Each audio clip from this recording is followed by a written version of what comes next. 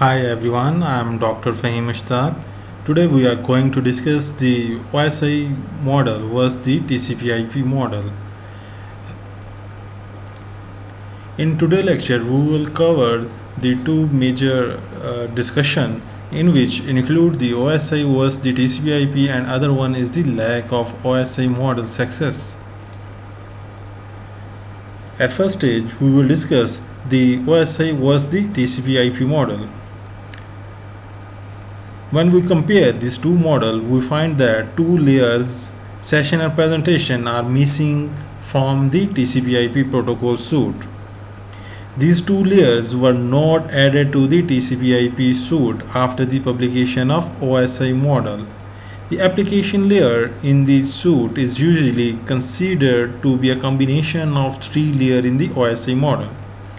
In generally, we can say that the OSI model having 7 layers contain application, presentation, session, transport, network, data link, and physical layer. While on the other hand, the TCP/IP model contain the application, transport, network, data link, and physical layer. The two reasons were mentioned for this decision. TCP/IP has more than one transport layer protocol. Some of the functionality of the session layer are available in some of the transport layer protocol. Second, the application layer is not only one piece of software.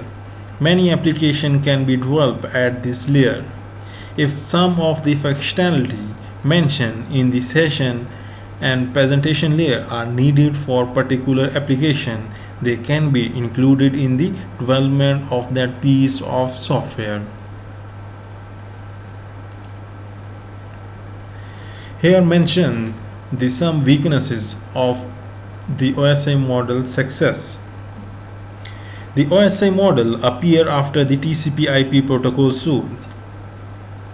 Most experts were at first excited and thought that the TCP/IP protocol would be fully replaced by OSI model. This did not happen for several reasons,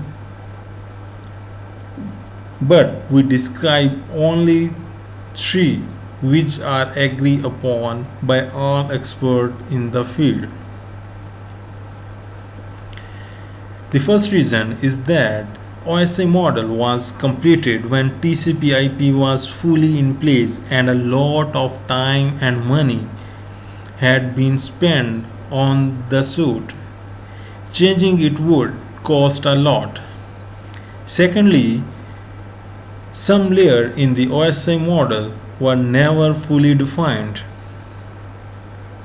For example, although these services provided by presentation and session layer were listed in the document, actual protocol for these two layers were not fully defined, nor were they fully described, and the corresponding software were not fully developed.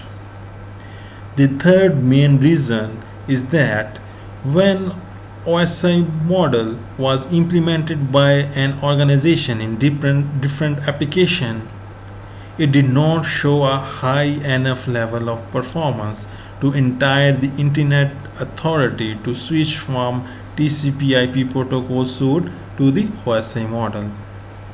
These are the three major reasons